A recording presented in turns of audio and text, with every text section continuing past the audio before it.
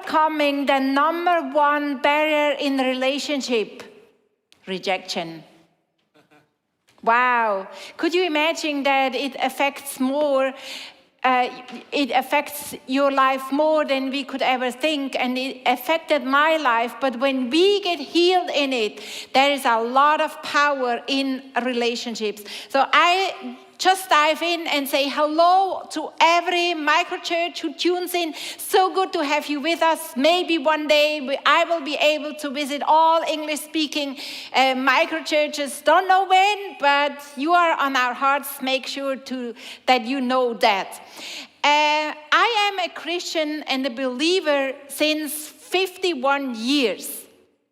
This is a long time, and I love Jesus since 51 years, but when I was a teenager, my relationship with Jesus started to affect me deeply, because you imagine I was a teenager in the school, and all of a sudden I could not do what everyone else of my friend was doing. I did not attend discotheque, I did not go to cinema with them, we had no TV at home, so in the morning when my friends were talking about what they were watching the evening before, I had no idea.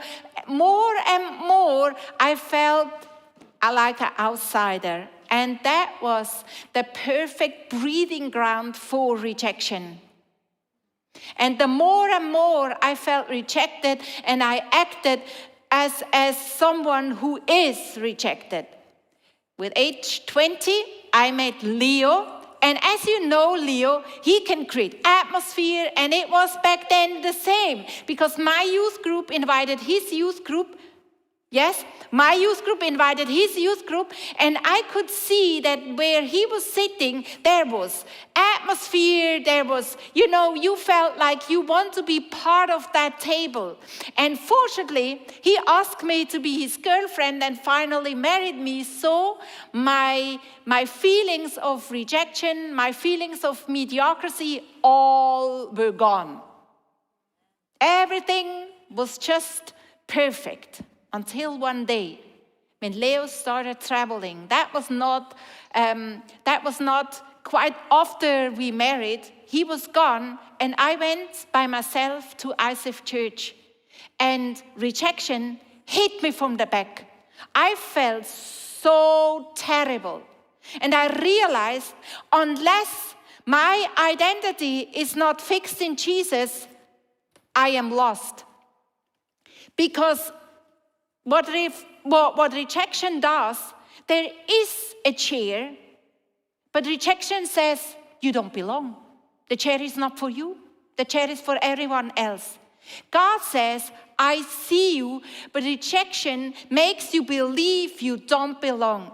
And as long as we are looking for a future and for hope in our relationships, or even worse, if we are looking for fulfillment in our relationship, we will have feelings of rejections all the time, because human relationships are not made to give us the identity in the same way God can. Human relationships are not made to give us the fulfillment and the future we hope for. This can only Jesus give us. And when we start to believe what God says about your life, about my life, more than what rejection says, then we can start acting different than what our wounds of rejection gonna tell us. So one day I had a picture in a magazine, and I cut it out, and it looked about like that. You see, the one who is viewing this picture is in the entrance, and it's a beautiful entrance hallway, but in the back there is a living room with a set table. And rejection says, yes, there are some chairs, but don't go there. You're gonna experience rejection. But God says, also today, you are invited. The table is set exactly for you. There is a place I have for you. A chair is there for you. And today the challenge is, to believe that.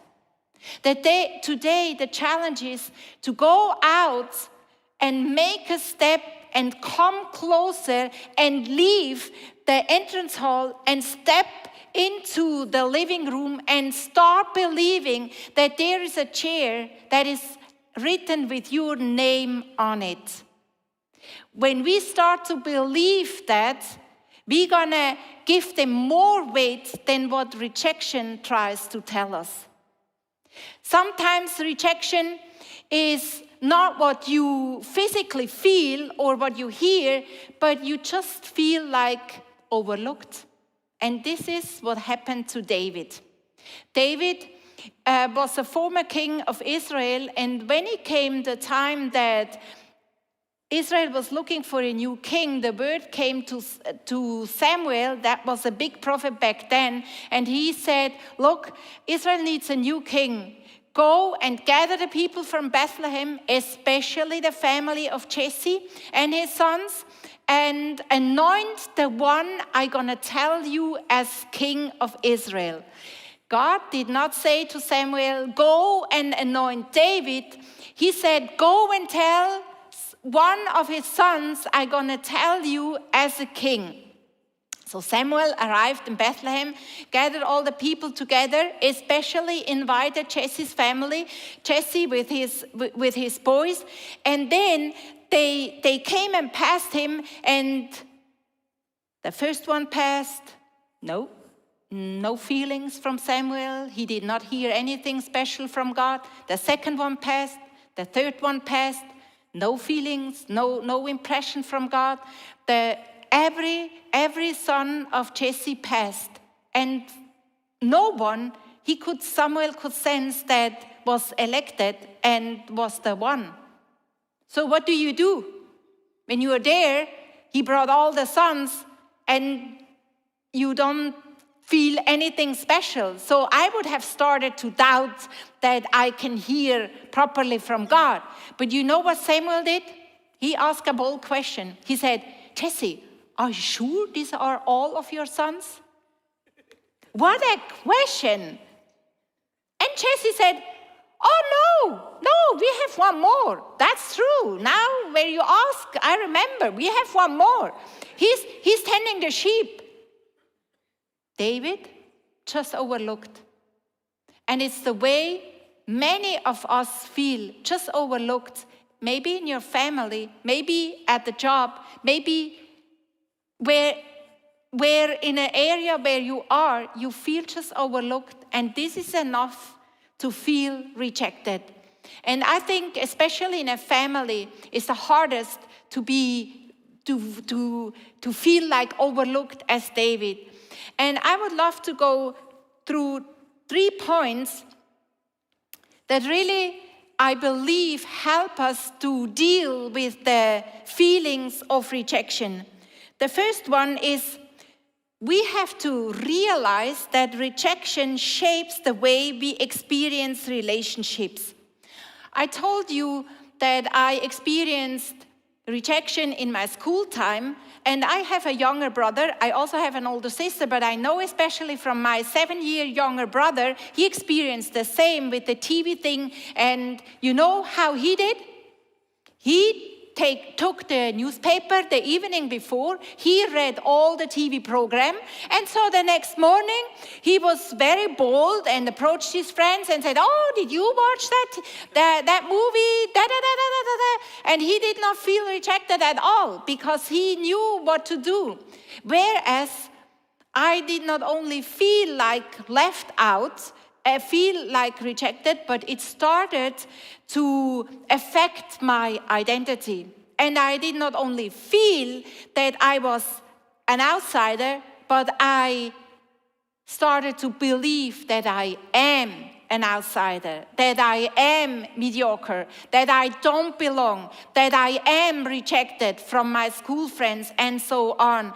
And this is the really dangerous and sad thing. If we don't approach feelings of rejection, we start to believe them. And not only that, we start to act like it, and it starts to affect our relationships. David was not openly rejected in his family. We cannot read that in the Bible, but he was just overlooked. Let's go to 1 Samuel 16, verse 11, where it really says black and white. So he asked Samuel, Jesse, are these all the sons you have? There is still the youngest, Jesse answered. He is tending the sheep. Wow, when you are rejected or have feelings of rejection in your family, I believe that hurts them most. And maybe it's just your story. You feel overlooked from your parents, from your father, abandoned from your mother. Maybe you know the situation in Switzerland, it's like this. In school, it was like this. I don't know now. We had, when we had sports team, we had election. There was a row sitting there, and there was the good ones, the talented ones. They were picked the first. And the ones who were not so good at sports, okay, we take you, the last one. Maybe that's you. It's also a kind of rejection you experienced. Or maybe I don't know if I say it properly in English, getting rejected romantically. You know what I mean? When a friendship breaks up or even a marriage breaks up, you are left with feelings of rejection that really hurt. Or maybe everyone is invited, but you are not. You're just overlooked, as David experienced. And rejection says, yes, there is a place, but not for you. And the bad thing is when we start to act according what we experience. And I have 4 ways we can start to react, because when we have feelings of rejection, we want to protect ourselves, and we can do it I have today 4 different ways.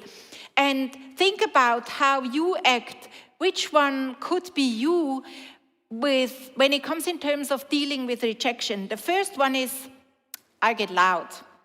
I mean, I can make some noise when I come into a room, but not only do I mean particularly loud physically, but if you are always needy, that's also a kind of way to be loud and to attract attention.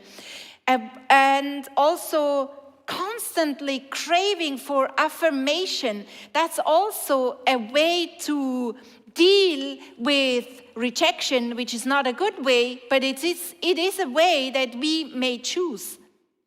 Another one is become quiet. You withdraw in relationships. You don't let anyone come quite close, only to a certain distance, and then you back up. You withdraw in order to protect yourself. Or maybe you become controlling.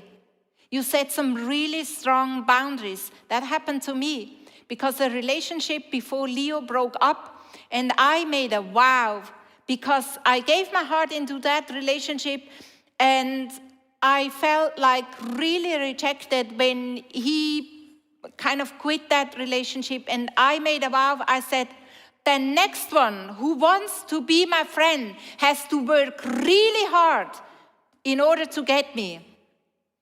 Sad to say, that was Leo. And when we were already married, I realized that because I felt so much rejected, out of that pain, I built a wall with a sentence. I said, the next one should really work very hard. What sentence did you make as a wall of protection in order to control relationships? And the moment I realized what I did, that was a God moment. He just revealed it to me, and I said, I'm sorry. And I could see in my inner eye that a wall was falling down, and I felt as close as never before, even though we were already married. Controlling is a way that we may protect ourselves, but it creates distance. And then finally, another one, the 4th one, how we may react in terms of the feelings of rejection is to conform. It says that in many families there is a child who makes never problems, who always fits in, who is always calm and who behaves. Maybe you are that child. But out of fear of being rejected, you act like that. Not because you are like that, but out of fear. We don't know if David was a child like that. We don't know much about his personal life that way. But it might be that you build a wall, whatever is your reaction, think about it and let the Holy Spirit reveal what you built a wall in order to protect yourself. And the wall you build, the protection strategy, affects badly the way you are able to live your relationships. The second one is God's perspective contradicts the message of rejection. God sees differently than we human beings see. And this and Samuel learned this as well. It says in 1 Samuel 16 verse 7, but the Lord said to Samuel, do not consider how handsome or tall he is. Because Samuel was thinking the first one he saw, the firstborn, of course, he must be the king, Eliab. And God said to him, do not consider how handsome or tall he is. I have not chosen him. The Lord does not look at the things people look at. People look at the outside of a person, but the Lord looks at what is in the heart. Wow, we have it. God looks differently, and that's why we don't have to pay so much attention to what people say. And it goes on. What did Samuel do? When he asked, is there no one else? And Jesse said, yes, one who is tending the sheep.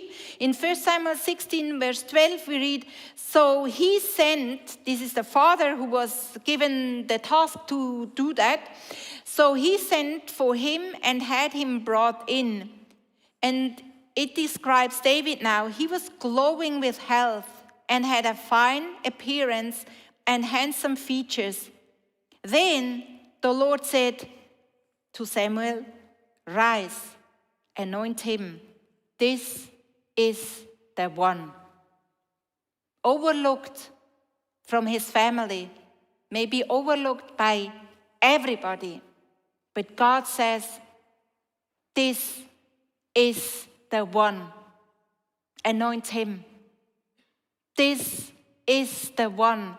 And these words God speaks over your life as well as he did back then over David's life. And the moment I started to believe these words more than what rejection was telling me, the healing started. And it looked like that when we entered the friendship quite soon.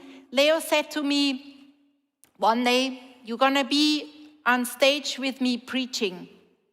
And it's not what Leo said that started the healing. It was that I believed these words more than the feelings I felt like left out, unworthy, and very low self-esteem. As soon as I started to believe that God has a future for me, that God has another identity than what I started to believe and act about myself, that God is the only one who can fulfill my needs, my longings, my desires, then it started to change. And the interesting thing is, Samuel did an amazing thing for David. He said, stop everyone, we don't gonna eat until David is here.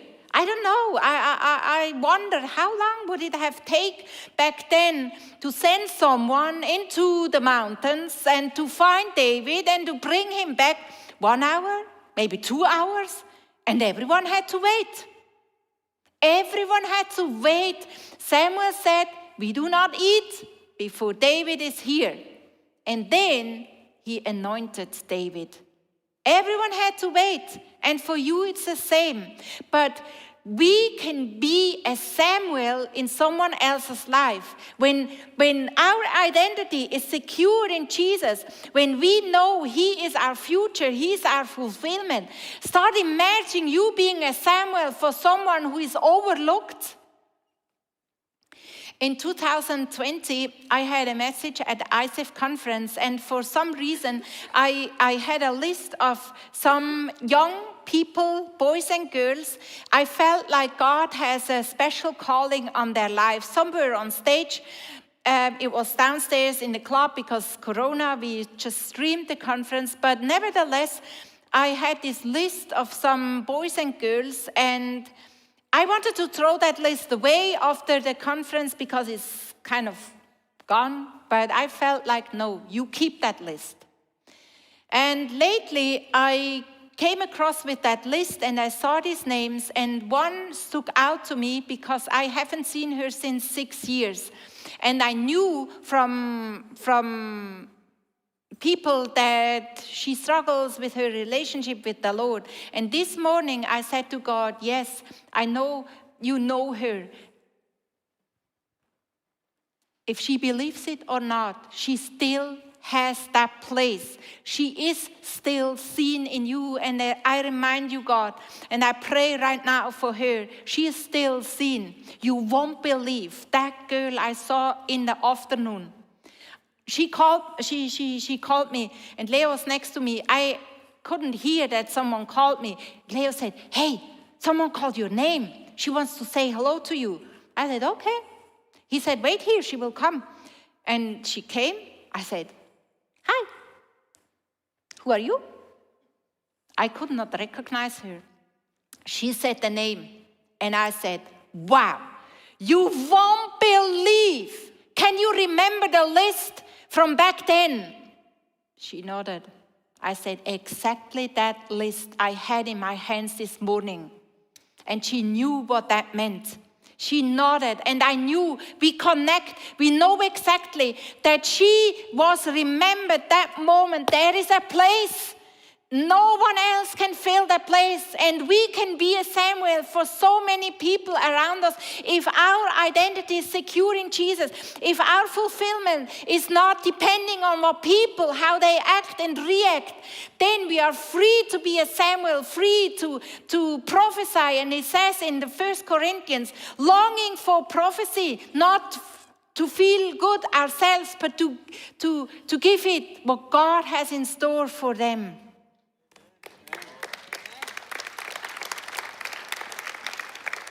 Every one of us can be such a Samuel, because there are some people in your neighborhood, in your family, in your work, wherever you are, that are feeling overlooked or maybe really are overlooked.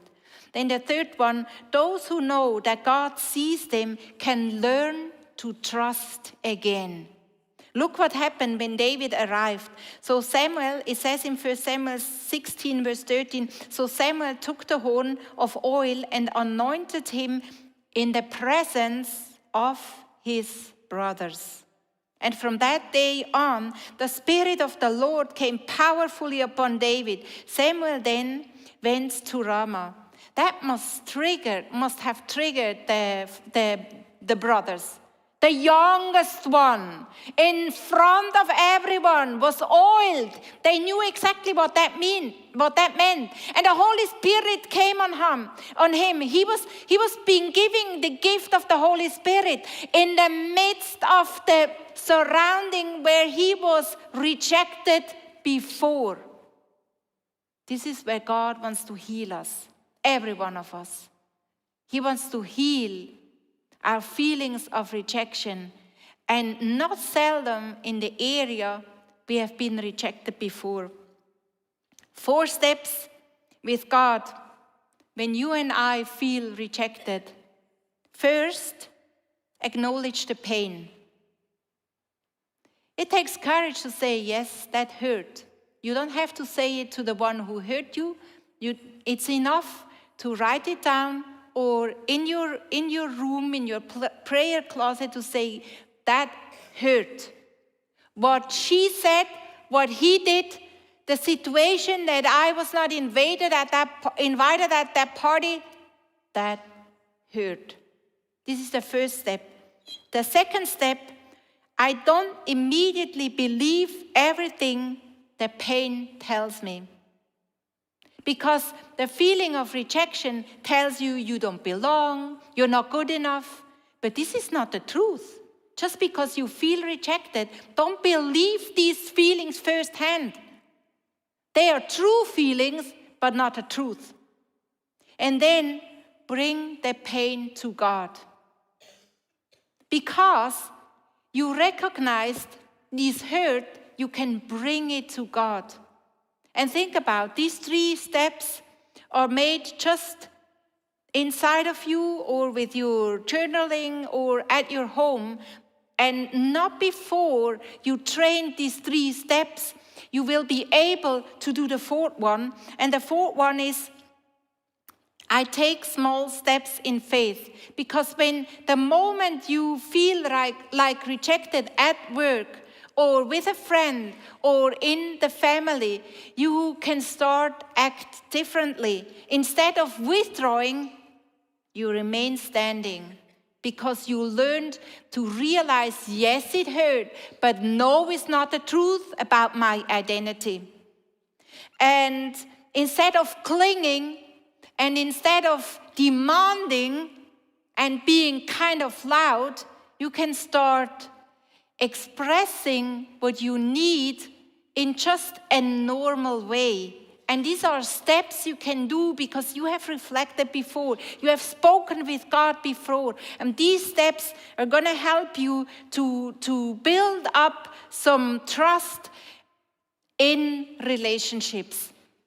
We don't know a lot about David and his personal life, so to say, but the way he reacts on and on and on tells us that he was secure in his identity with God, that he was looking for fulfillment, not from a position, not from people, but from God, and that he knew exactly that God is taking care of his future. He did not help himself in order to get a position. He trusted God. And we can learn that because rejection says you don't belong. Rejection says the chair is not for you. But God says you are the one. I see you. Let's go back to that picture from the magazine. I cut it out, and let's make a bold step today. Maybe you need to close your eyes and imagine how you leave the entrance hall, how you start believing that the invitation is especially for you. And you follow the invitation, even though you don't know what happened in that living room. Who else is there? Maybe there are some troubles when you enter the room, but take some bold steps. Go into the room.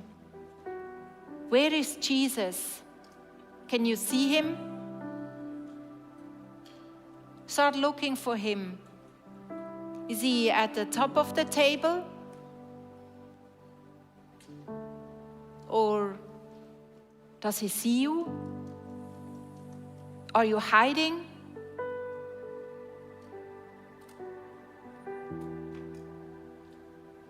Realize what kind of feelings that come up inside of you when you think that you leave the entrance hall and go into that living room with a set table and start believing that there is a chair with your name written on it.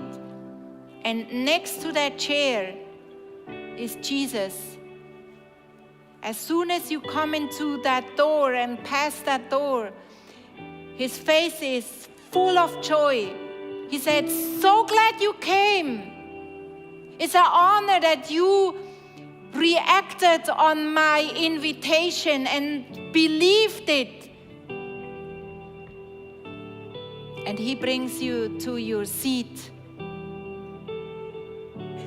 And it's a round table, so there is no special seat.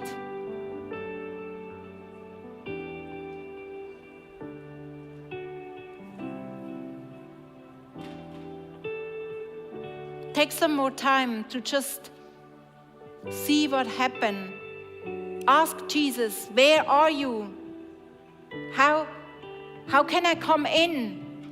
Maybe you see the door is closed, boxes are in front. Then ask, what are these boxes like? How can I get rid of them?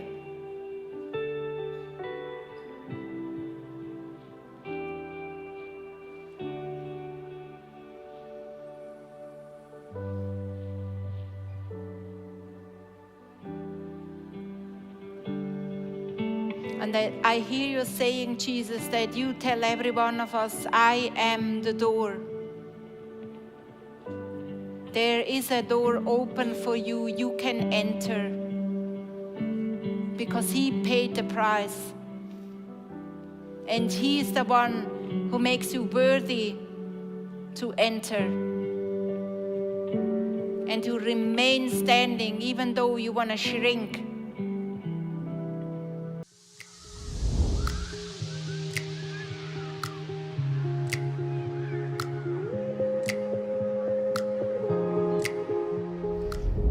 Hello, we loved having you today with us and hope that the message really spoke to you. Yeah, we would love to hear more from you. What moves you? Do you have questions? So just click on icf.ch/connect and there you find out more about who Jesus is and also what makes us and what is behind the ICF family. You know, everything what you see here has to do with a lot of volunteers. They're giving in their time and their energy, their gifts and their talents. And I know without their finances, everything will not be possible. Yeah, and this is our invitation for you to participate with your finances and support what you just see, because we have so many resources here that is needed, and with your finances, you can be a part of it and make a difference. And by the way, just subscribe it, wrote the comments in the comments. And by the way, we really do believe we have a good message for a lost and broken world. And even though for people, they knowing God for many years, we can be a blessing for a lot of people just to share the best message ever. Yeah, so see you next time. Bye. Bye-bye.